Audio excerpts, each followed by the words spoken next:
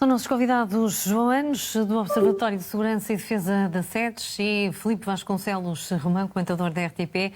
Muito boa tarde, bem-vindos. João Anos, ouvimos Donald Trump dizer que o Irão está disponível para falar sobre o fim das hostilidades. Podemos acreditar nesta pretensão iraniana numa altura em que está debaixo de fogo? Boa tarde, Cristiana. Boa tarde a todos os telespectadores. Nós podemos acreditar nisso, uma vez que existem já diversas fontes, nomeadamente fontes do Médio Oriente e órgãos e serviços de informação, que têm vindo a revelar que existe essa vontade da parte do Irão de encontrar um caminho para cessar as hostilidades. Portanto, o Irão foi surpreendido, está em grandes dificuldades, tanto nas suas capacidades de defesa contra os ataques de Israel, como também na sua capacidade de retaliar.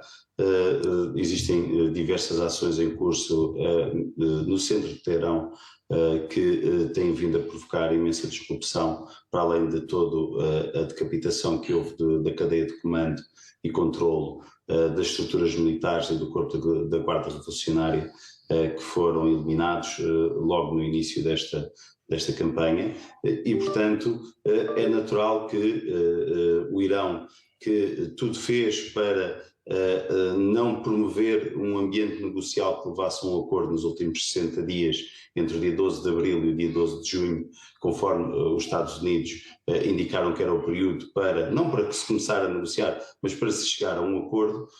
Neste momento aquilo que se está a passar altera o seu cálculo estratégico, e mesmo que, pelo menos do meu ponto de vista, os ataques israelitas contra as infraestruturas nucleares de produção de urânio, etc., do Irão, não tenham ainda sido muito significativas. Foram afetados alguns centros de produção, alguns centros de transformação, mas ainda precisariam de ir muito mais fundo e com muito mais perigos, não só para o Irão, mas para todo o mundo, para destruir o programa nuclear do Irão, uma vez que o Irão ainda mantém essa capacidade e é capaz de recuperá-la. Tem neste momento um cálculo muito rápido a fazer, que é ou entra em negociações, ou o Israel acabará por ser capaz de desmantelar não só o programa de mísseis, como o próprio programa nuclear. Filipe, é do interesse do Irão negociar nesta altura com Israel? Olá, boa tarde. Bem, o Irão estava a negociar com Israel, não, mas com os Estados Unidos da América. Tenho dúvidas que a negociação possa ser feita diretamente com Tel Aviv e não com a interposição dos Estados Unidos. Estava a negociar e o facto é que essa negociação não parecia ser conveniente a Israel.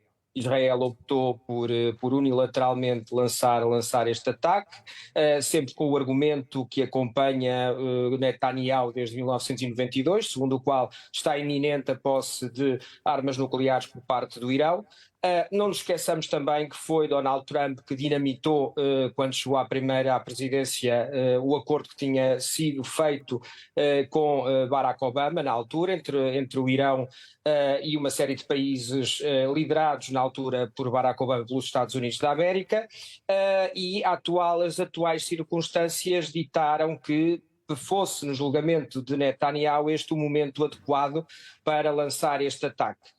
Evidentemente há uma grande assimetria entre aquilo que é a capacidade que Israel tem, os meios tecnológicos que tem, o apoio que tem dos Estados Unidos. O Irão é um Estado pária, é um Estado que, aliás, que fez por ser um Estado pária e que faz por ser um Estado pária desde 1979, quando da Revolução, quando se distanciou dos Estados Unidos da América e não alinhou e não quis alinhar, por exemplo, com a União Soviética, seguiu uma via própria, e os grandes aliados do Irão, em termos de facto, eram organizações não estatais, e estas organizações não estatais foram eliminadas por Israel ao longo dos últimos 2 anos, foram debilitadas por Israel, inclusivamente o regime sírio acabou por cair, que era um dos últimos baluartes em termos de poder estatal, em termos de Estado, de apoio ao Irão.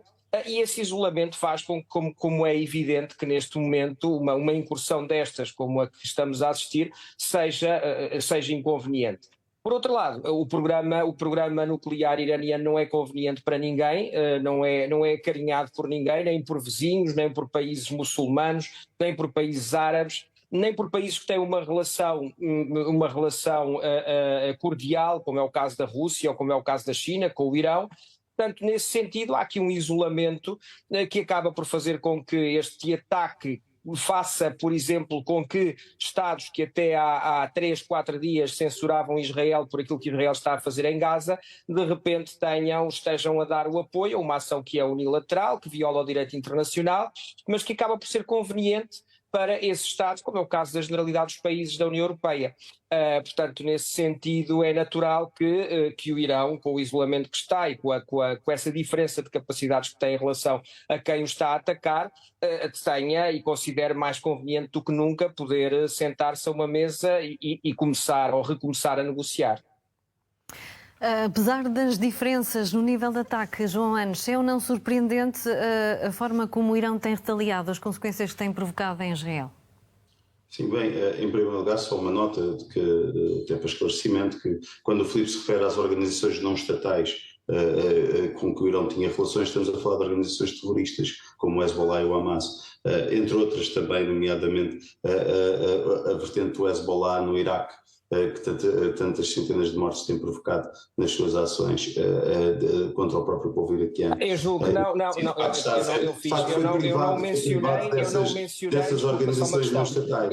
Vamos só esperar o esclarecimento, Filipe. Não, é só a questão. Eu julgo que é óbvio que são organizações terroristas, mas tem também uma dimensão de ação, como é o caso do Hezbollah, que é uma dimensão armada que não é exclusivamente terrorista. Penso que isso é evidente, não é necessário também estar a afirmá-lo em cada momento. É só isso. Muito bem, está esclarecido, João. Tinham esse braço armado, de facto, armado pelo Irão,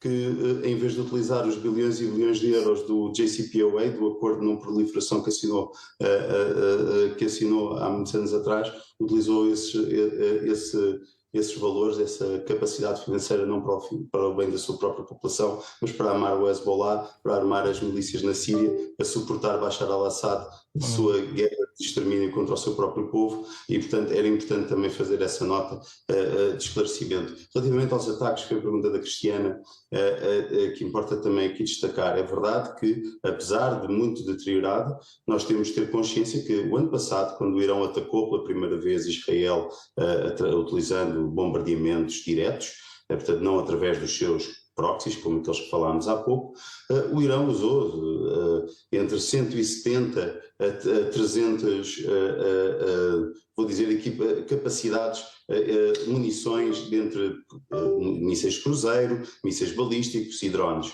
E, portanto, a doutrina diverge entre 170 e 300, vamos acreditar que está a algures entre um valor e o outro.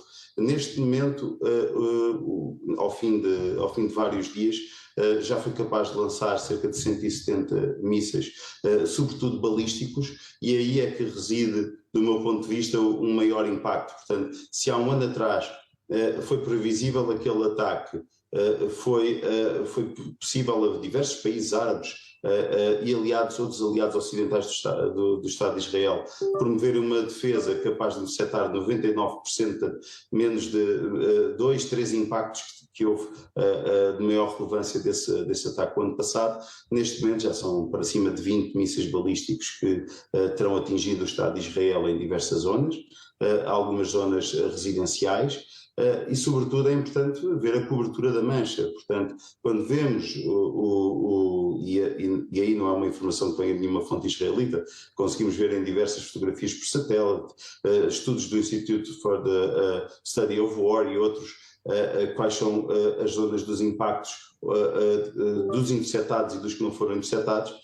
Temos, de facto, uma imagem de que quase todo o Estado de Israel já foi alvo de uma tentativa de disparo de um míssil balístico, e isso é que também tem provocado vítimas que não vimos em 2024. Importa dar esta nota: a capacidade de lançamento, ou seja, de lançadores de mísseis do Irão foi severamente afetada. Portanto, estimava-se que tivessem uma capacidade de lançadores até 220, 250 lançadores, muitos foram destruídos no ataque inicial de Israel através de forças especiais e depois também por parte da Força Aérea Israelita, mas ainda existe muita capacidade sobrante do ponto de vista de lançadores, existem muitas munições, existem muitos mísseis ainda que podem ser disparados e, portanto,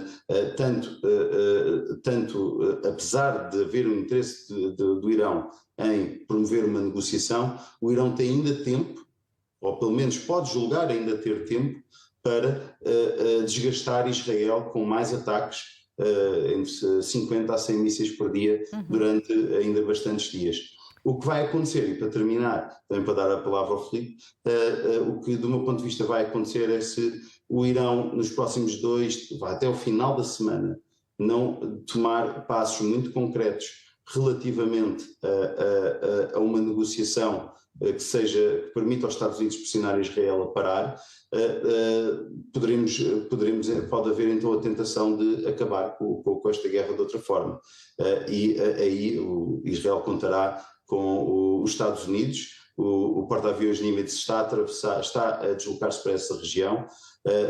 De ontem para hoje foram dezenas de aviões militares americanos que voaram dos Estados Unidos para bases no Médio Oriente, navios capazes de transportar armamento, munições, mísseis e outros aviões de combate que estão a chegar e, portanto, o Presidente dos Estados Unidos está tudo a preparar-se para uma escalada da guerra.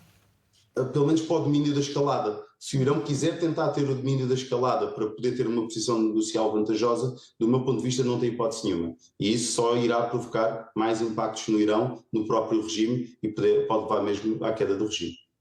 Filipe, nas últimas horas aumentou o número de mortos, tanto no Irão como em Israel. Claro que há muito mais vítimas no Irão. De qualquer das formas, se o Irão continuar a fazer vítimas em Israel, Benjamin Netanyahu pode perder o apoio? Netanyahu já perdeu o apoio da população, basta olharmos para as sondagens nos últimos tempos, pela sua incompetência na capacidade de prever os atentados terroristas do Hamas de outubro de 2023, nas promessas que foi fazendo em relação à libertação dos reféns. E também do ponto de vista internacional, agora recupera algum apoio, mas na sequência da forma como tem levado a cabo uma operação de enorme violência na faixa de Gaza que tem ceifado a vida a muita gente e a muitos civis. Eu julgo que há aqui mais uma estratégia de fuga para a frente de Netanyahu. Netanyahu precisa desta tensão, precisa sobretudo de envolver os Estados Unidos. Quando olhamos para as afirmações de Trump desde 2003, percebemos que Trump, pelo menos, não é por vontade própria que se irá envolver numa guerra no Médio Oriente. Foi por aí que ele começou a sua carreira política e mesmo dentro do Partido Republicano a criticar George W. Bush e a criticar também os democratas, esse intervencionismo que considerava excessivo, sobretudo em áreas que não são áreas que considera da influência dos Estados Unidos. Não obstante, percebe-se que há aqui um objetivo claro de Trump delegar em Israel, de delegar em Netanyahu essa liderança e esse ascendente e essa capacidade de ter um papel importante de potência regional no Médio Oriente. Tenho dúvidas em relação a essa escalada, tenho dúvidas em relação à queda do regime. Não estamos aqui a falar de uma organização como o Hezbollah, não estamos a falar de um Estado frágil como a Síria. Agora, evidentemente que há aqui uma estratégia clara de decapitar o regime, quer na sua vertente militar, quer na vertente das suas forças especiais que estavam vinculadas ou que estão vinculadas aos princípios teocráticos, à base que está na origem no atual regime. E, portanto, parece-me por aí que há um objetivo claro por parte de Israel de levar a cabo essa tentativa de mudança de regime.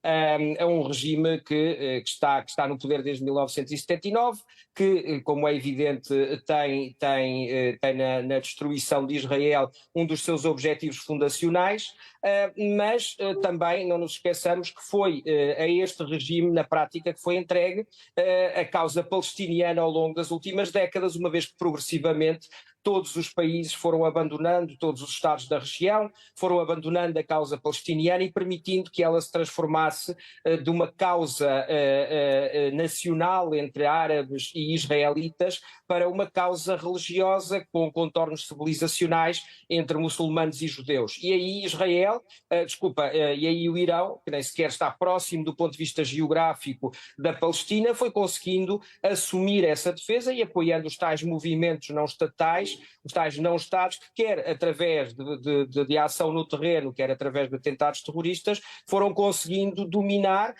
e causar uma enorme erosão naquilo que eram as organizações palestinianas ditas clássicas, nacionalistas, como é o caso da Fatah, numa estratégia que acaba por alimentar as forças mais extremistas de Israel, que por sua vez também alimentam estas organizações. E é nisto que estamos basicamente desde o assassinato de Isaac Rabin, e é nisto que estamos sobretudo desde 2006, quando uma organização como o Hamas, uma organização, e já agora obviamente terrorista, julgo que não é preciso estar a dizê-lo a cada segundo, mas obviamente uma organização terrorista tomou conta da faixa de Gaza e a situação acabou por se deteriorar ao ponto que temos hoje.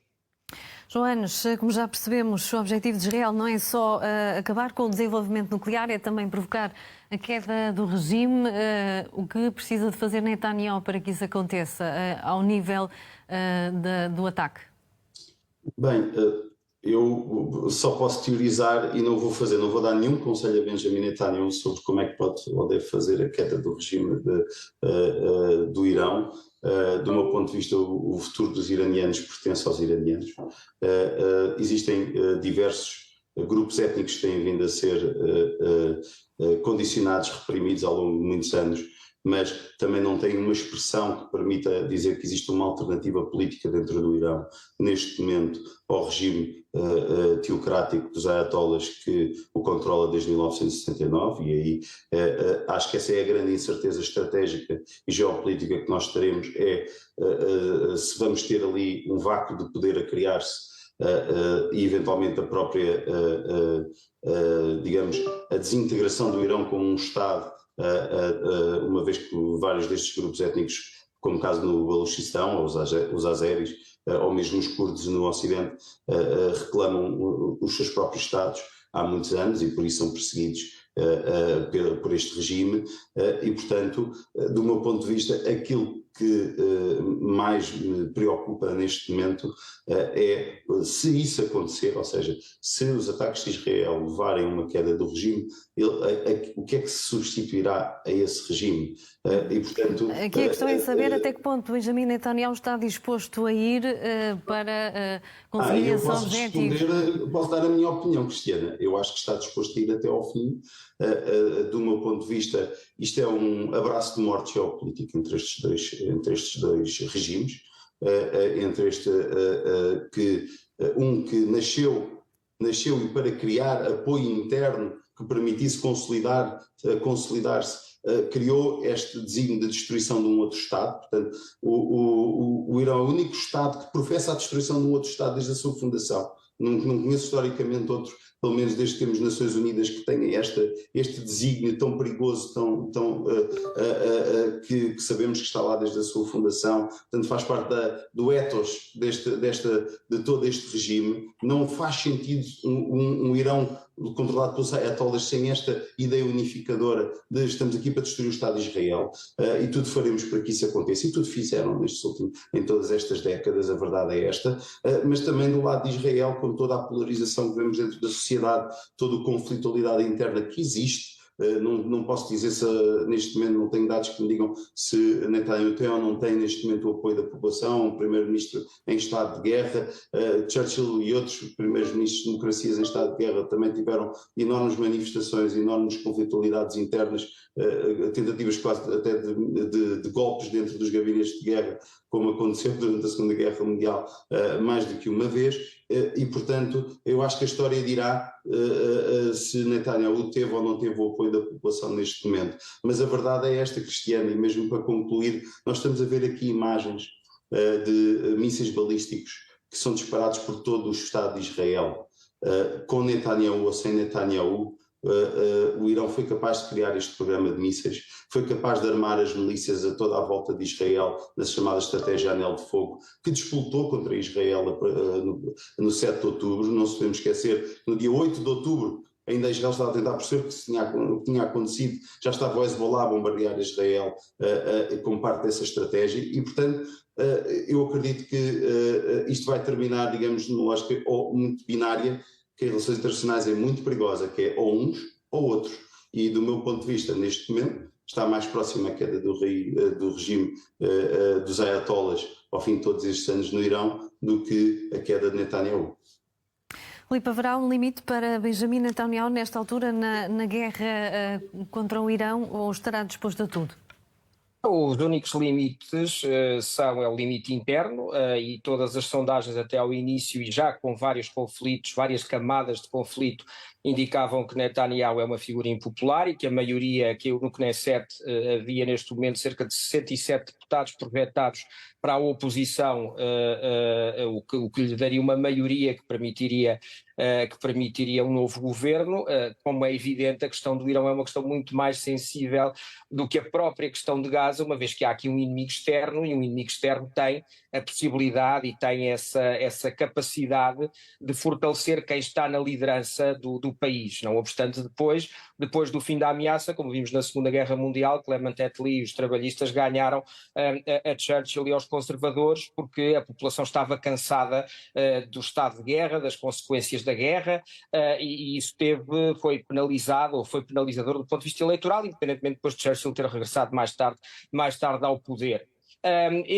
Desse ponto de vista, no aspecto prático, aqui cabe aos Estados Unidos a única limitação que temos visto é dos Estados Unidos em relação a Israel. Netanyahu não estava propriamente preocupado com o isolamento no que diz respeito à sua ação em Gaza, que estava a ser votado por parte, inclusivamente, de países, e já havia até por parte da Alemanha, que é um país que tem traumas muito graves em relação a Israel e tem que ter uma relação, e é perfeitamente natural que assim seja, com muitos cuidados. É uma relação muito sensível a que mantém com Israel, fruto do passado e dos crimes cometidos pelos alemães durante a Segunda Guerra Mundial, do genocídio aos judeus, mas mesmo assim havia aqui já alguma retração por parte da Alemanha e alguma censura em relação ao que estava a decorrer na faixa de Gaza. Não obstante, os norte-americanos mantiveram esse apoio, quer com a administração anterior, a administração Biden, quer com a atual, e Israel e Netanyahu não se mostra especialmente preocupado com esse isolamento a que tem sido votado. Portanto, claramente é Washington que pode fazer, que pode influenciar Netanyahu. Em relação à queda do regime iraniano, bem, nós temos assistido a quedas inusitadas de regimes, aconteceu recentemente no caso da Síria, mas vimos também como o poder, aquela construção de poder que tinha sido conduzida e erguida pelo Ocidente no Afeganistão também ruiu muito rapidamente em 2021. Vimos também na Pérsia, em 1979, o poder do Shah cair rapidamente, e por vezes há factos que nos surpreendem, regimes que, fruto de circunstâncias como a atual, como conflitos, como violência, acabar por ruir, e o facto é que Netanyahu está a seguir uma estratégia que, do ponto de vista israelita, é perfeitamente compreensível, que é a estratégia de decapitar as lideranças do seu grande adversário. Portanto, Israel é exímio nessa matéria, não é de agora, não é o governo de Netanyahu, é uma estratégia de sobrevivência que o Estado de Israel sempre levou a cabo. Recordemos o que ocorreu ao comando que levou a cabo os atentados em Munique em 1972. É uma sobrevivência que Israel precisa, são instrumentos que Israel precisa para sobreviver. E isso, por vezes, pode levar a que haja aqui quedas, é uma queda de regime inusitada. Mas eu diria, não obstante, que não estamos perante um Estado que seja um produto da queda do Império Otomano, do pós-Primeira Guerra Mundial. Estamos perante a Pérsia, perante um Estado com fronteiras geográficas, que não são fronteiras a régua e esquadro, fronteiras artificiais, obviamente com grupos étnicos internos, mas com uma etnia dominante, uma cultura dominante. E isso pode ser um dos aspectos que muitas vezes contribui para dificultar justamente a queda de regimes, ao contrário do que acontece com Estados com uma maior fragilidade, como é o caso do Afeganistão, que tem uma enorme pluralidade étnica e uma grande fragilidade em termos de solidez do Estado, mesmo naquela construção que os ocidentais lá deixaram a partir de 2001, entre 2001 e 2021. Portanto, pode ocorrer e claramente é esse o objetivo de Netanyahu. Eu diria, no entanto, que é muito mais difícil que isso ocorra do que, por exemplo, a decapitação do Hezbollah e a queda do Hezbollah no Líbano, como assistimos há alguns meses. Estou de acordo com o Filipe. Cenários difíceis de antecipar. Filipe Vasconcelos Romão e João Anes, muito obrigada. Obrigado. Muito tarde. obrigado pelo debate. Muito obrigado. Um abraço ao João. Foi um gosto, Filipe. Boa tarde. Voltamos a seguir um curto intervalo. Até já.